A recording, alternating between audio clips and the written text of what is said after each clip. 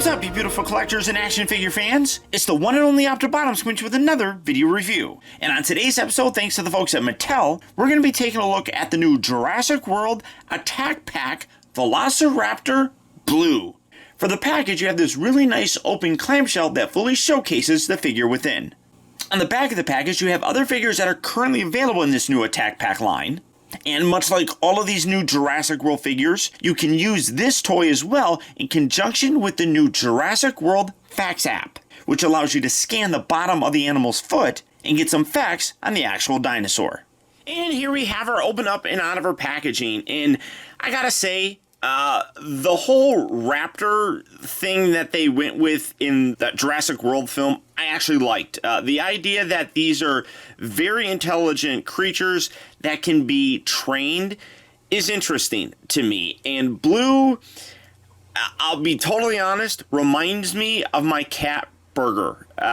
It's a weird thing. I don't know why, but I just love this character, and I think I'm gonna love her even more in the Fallen Kingdom. Now, she is one of the smaller dinosaurs. The whole Attack Pack line is a little bit smaller of dinosaurs, which really doesn't have any action features or anything like that.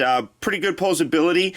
This isn't, in my opinion, the best version of Blue that we've gotten. I will take a look at what I think is the best one, but for a size comparison and some measurements, setting her there, bringing out the old tail. Well, I do want to mention that obviously you can see that her tail is curled. You can't really straighten it. So in terms of a measurement, it's a little bit skewed because she would be a little bit longer, but going from where the tail goes to about the snout area, looking at about 7 inches or so long in this configuration. What is she, about 4 inches?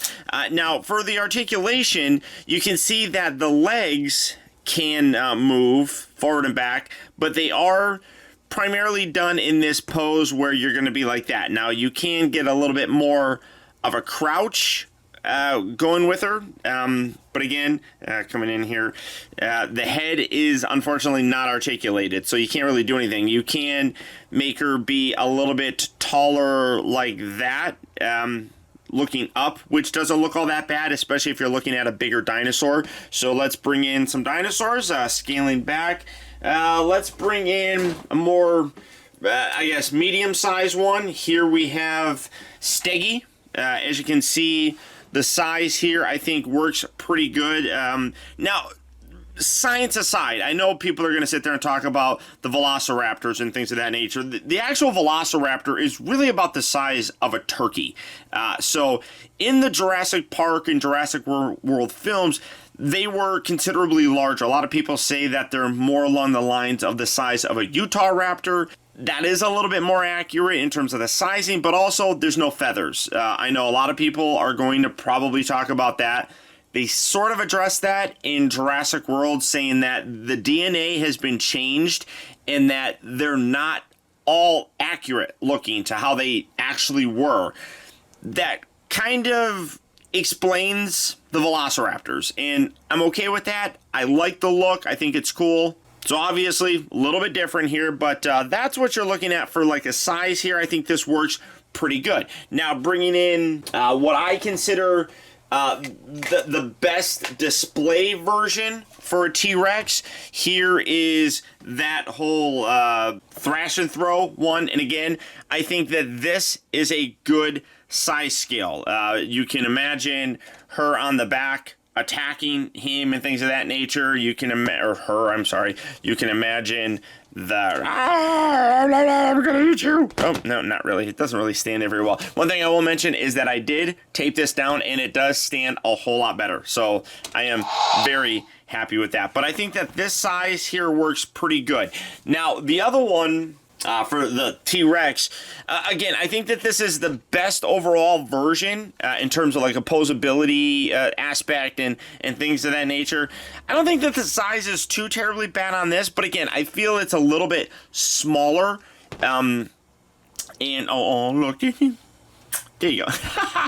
Yeah, I stole that from Jobby. Like that. But I think that this size here is close But I do think that that thrash and throw T-Rex is a little bit better scale. Now, for her well, looking at just the detail coming in here, I'm also really impressed with the paint applications on this. One thing that I did do differently is I did paint these claws. I didn't do the other ones, but I wanted to show you the difference that it kind of makes. You can see how that's just the normal way. Adding a little bit, and I just used the black Sharpie on this, but it really does help to make that look a little bit better. So if you are collecting these, I would recommend doing that with any of the claws, like the T-Rex was lacking them, the Velociraptor, I mean, a lot of them are kind of lacking them. But the paint applications on here are very subtle, but are good. The sculpting looks really nice. You have that very reptilian sort of look with the scales and the ripples and such. Then you do have her iconic blue stripe that goes down there, which does look really good. You got yellow paint for the eyes. You can open her mouth, and then you have pink on the inside where her tongue is. You got that little weird jaw strap, and then some painted detail on the teeth. That's really about it in terms of the paint detail. The overall presence still looks really good, and honestly, I don't think that this really needs that much paint detail on it. I think that it looks fine as is. Other than, like I said, the lack of paint for the nails, I'm pretty happy with it. For articulation, there really isn't much in this, and that's why I think that there is a better version that is out there, and we will be reviewing that later on, but this is still a good looking figure. Her legs can move forward and back. They don't move in and out, unfortunately, but you do have that swivel rotation. Nothing at the tail. The upper arms here do just swivel. They are softer, kind of gummy plastic, but obviously it's not going to hold a pose or anything like that. That's the same kind of thing here with the tail. It's a little bit rubbery. Nothing at the neck, unfortunately, but the mouth does open, which does look good, and you can create a really cool action look for it. Primarily something like she's about to attack. I kind of like I said, if you had a big open mouth kind of attack posture like this, where she's looking up with a big giant dinosaur or something like that, I think it's pretty good. I am happy with her. This was the first blue, and you got a cut right here, but it doesn't rotate or anything, so that's kind of strange. So it was the first blue figure that I got, and I'm happy with that. But as I said, I do think that there is a better one that is out there, and we'll take a look at that here in a little while, but giving you kind of a good look at her. It's going to be my thumbnail right there, so you'll get a good look at that. Now, obviously, the app. Let's bring that in, get the screen share go. Let me zoom back a little bit. Oh, I got to put my Touch ID. All right, get that going. Here we go. And ding ding ding ding ding ding ding ding ding ding. Copyright infringement. Watch. All right. So nothing showing here. That's all new stuff. Or everything's the same. So we're gonna scan her foot, bring it around to the bottom, and put it in the mark area. And boom. Oh, there she is. Blue looking spectacular. Again, I've said this before, I wish you could do a 360. That would look really very cool. I love the animation that they put on here. Even if you look closely at the little foot claw thing, you can see it moving, which is amazing. I really do dig that. Let's take a look at some of the facts. So we got pretty much everything open up here. Oh, well, there's one that's not.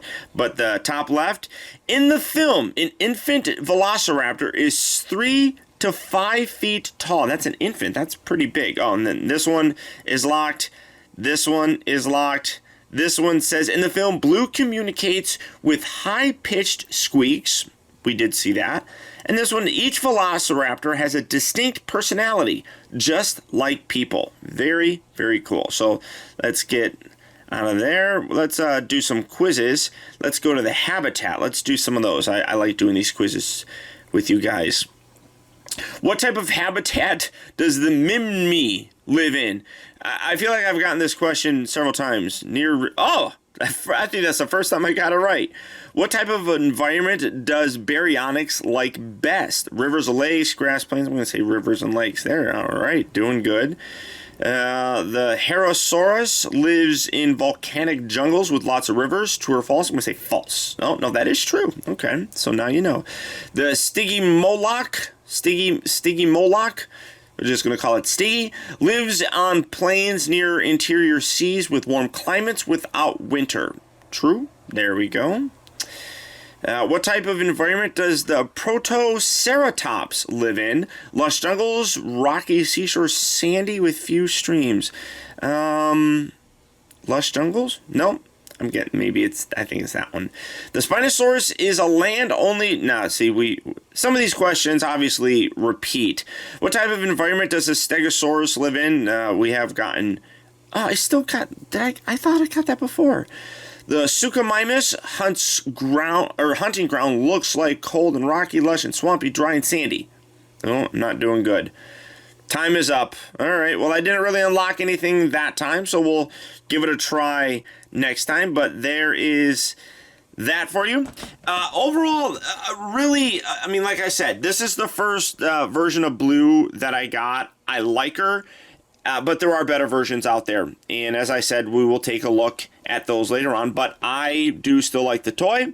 Still looks pretty cool. I think for different display options, having different figures is pretty awesome to have. So that's it. That's Blue. If you'd like to pick her up or any of the other new Jurassic World Fallen Kingdom figures, they are available at various retailers, or as always, there's a Big Bag Toy Store. So all you have to do for that is click on the link down in the video description. You'll go to BBTS where you can check out availability on her, as well as the rest of the wide range of new Jurassic World Fallen Kingdom figures.